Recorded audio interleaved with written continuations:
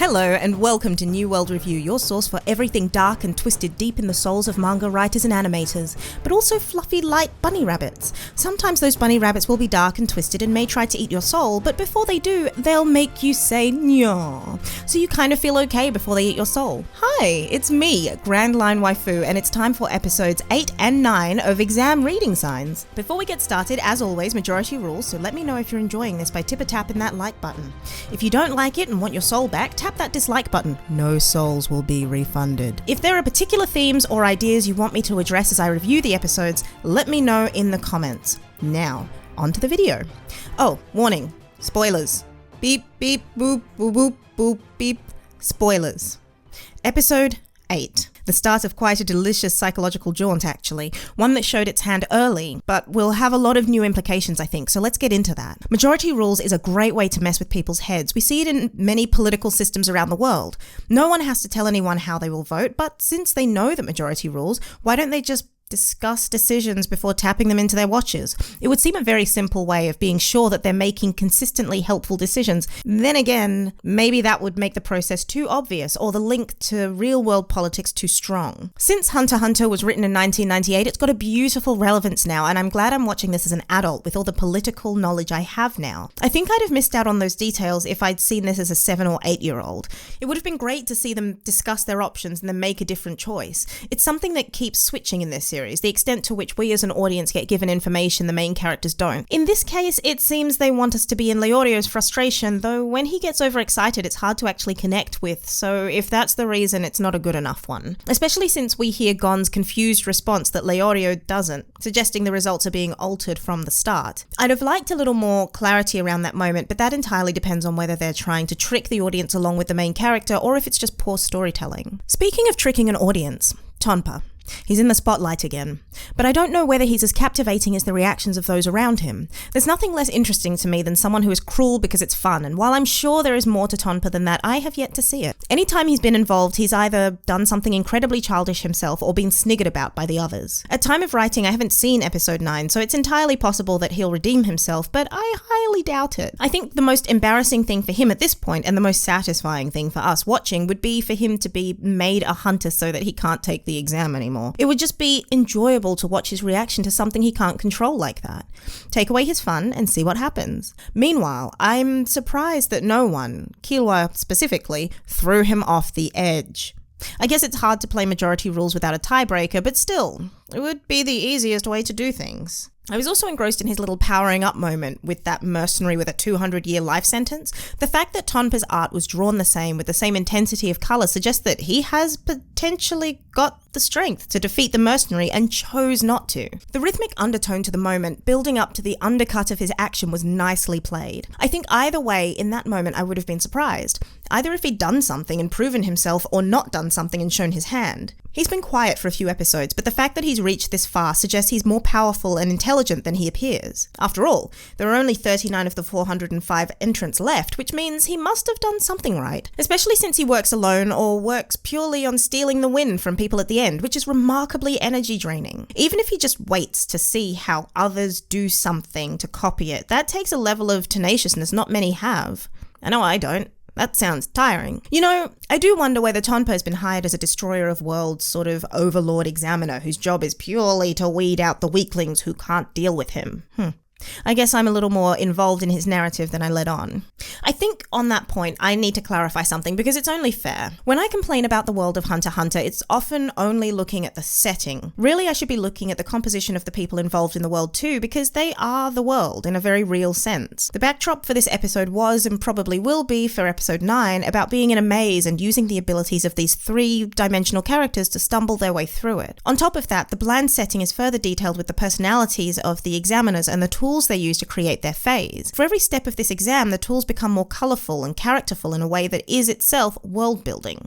We've gone from stamina itself being the world building tool to imprisoned humans, each I'd imagine with their own stories. For example, why was the mercenary so okay with not fighting? How often do exams come through here? How else are they supposed to reduce their sentences? Because I thought the exam changed every year. Is he really okay with not getting the chance to reduce his sentence even further? How does one become so laissez-faire about that situation? I suppose that when you have 199 years left on the clock, you may as well relax. In any case, these characters, the ones that drift in and out of the main's lives, they count as world-building tools too. They're all set dressing, I suppose, to undermine their worth and reduce them to a simple couple of words. This examiner is also technically a set dressing at this point, and possibly forever, considering the treatment Menchi and Buhara got. The definition of a hunter keeps getting broadened. I'm assuming this hunter hunts and collects people, which to me seems like a very loud call on the ethical standing of hunters. The world we're in is one that officially imprisons people who have done awful things and allows examiners to use them as testing materials and examiners.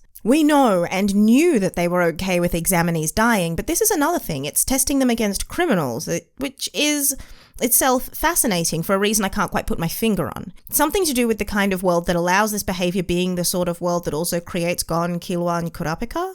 I'm somewhat surprised that Leorio and Kurapika, to a great extent I suppose, were at all surprised that the world treated them the way it did. It also explains a little of Killua and Gon's acceptance and sociopathy. The world is a horrible, harsh, unforgiving place. Kurapika has the right idea. Revenge seems as though it will be the best way to deal with the world as it exists. Leorio's beautiful idealism I now expect to be harshly and with great finality crushed by this world. Yay! On to episode 9. Kurapika. Hello, it's been a while. It's like you're dormant and boring until your special moments, and you pick your moments very carefully. As Gon said in a way that made me laugh so hard, Liam asked why I was laughing in another room. Maybe we should keep Kurapika away from spiders. As an arachnophobe, I would appreciate Kurapika around to deal with the spiders that turn up around and in my house, but we'll ignore that for now. Having just said that the world is made more colourful by those that inhabit it, I was highly amused by the way they decided to animate Majitani's power-up. It comes under the same category as telling us the crimes and names of the prisoners while the actual main characters are left in the dark, and letting us hear Gon's confusion at Leorio assuming their majority rules responses were the same. As an audience, we get information that the main characters don't specifically, and that puts us on the outside and allows us to make solid guesses about what will come next with greater or lesser degrees of satisfaction. For example, I knew as soon as the candle came out that there would be something to do with explosives in it because the prisoner was a serial bomber.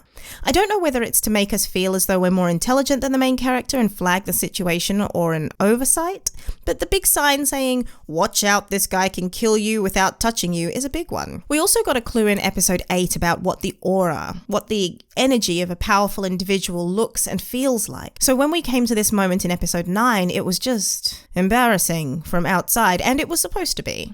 This episode was a carefully crafted and balanced mix of seriousness and farce that on the whole I quite enjoyed. The farce of the Frankenstein Majitani, the switcheroo candles, Gon's simple response to a simple problem was backed up with the seriousness in the choosing of a candle, the inescapability of the decisions they have to make as a team in this phase, and the reaction Kurapika had. From the start, we were set up to find Majitani unimpressive, and they did that incredibly well. We knew that Kurapika couldn't fight someone of that size without his weapons, and that was made very clear in the physical angle of frames, which emphasized his length but not his strength. The white of his clothes and the softness of his lines made him look weaker still, which helped to build to the climax of the episode. The point they wanted to drive home was careful foreshadowing that this would not be outright fighting, though we were told that Kurapika wouldn't mind trying. Cute little Majitani's fatal flaw was not being able to read his opponent. Kurapika was never afraid, or at least he didn't seem it. He was prepared to do his best, and I think that readiness is constant Kurapika. However, the moment his eyes turned red, things became exciting. The second that spider appeared, we got a stringed refrain that connected us immediately to Kurapika and his thoughts. We were reminded of the importance of it to Kurapika, and interestingly, we were given the silhouettes of those he is searching for. The reason I say interesting is that in that moment, because I went back and checked, in that moment, the silhouettes we were given did not include the pitiful Majitani. The timestamp is 1708 in case you'd like to take a look. I suspect that timestamp will become very important to me for an entire arc eventually, unless they show it several times. What I want to know is whether Majitani is dead. If he isn't, Kurapika talking to him makes sense. If he's dead, who is Kurapika talking to when he says he will kill them for speaking of the Phantom Troop? The other prisoners? The hunter running the phase? Or his own team? Who is Kurapika in that moment? All you'd have to do in theory is walk up to him and say, "Phantom Troop," and he'll punch your lights out. It's pretty insane that up to now we haven't seen any spiders at all. When we do though, we'll know how to identify true members. We have learned from our poor, sad, unconscious, possibly dead friend, Magitani. A moment's silence for Magitani, please. While I'm prepared to see what Leorio has for us next episode, I'm also expecting he's going to fail immediately and Killua will save the day somehow. But that's just a random off-the-wall guess, and that's all you're gonna get from me. If you enjoyed this video and the content this channel produces in general, please do consider donating to the New World Review Patreon, because the support of all you amazing people is what continues to make this channel possible. If Patreon isn't quite your style, then please do leave this video a like, share, or subscribe, because it also helps support the channel an incredible amount. And if you'd like to join the fun, then please do head over to the Discord server where a wide array of shenaniganry takes place on a daily basis. And finally, please do comment with your thoughts on episodes 8 and 9 of Hunter x Hunter. This has been the New World Review, and I'll see you next time.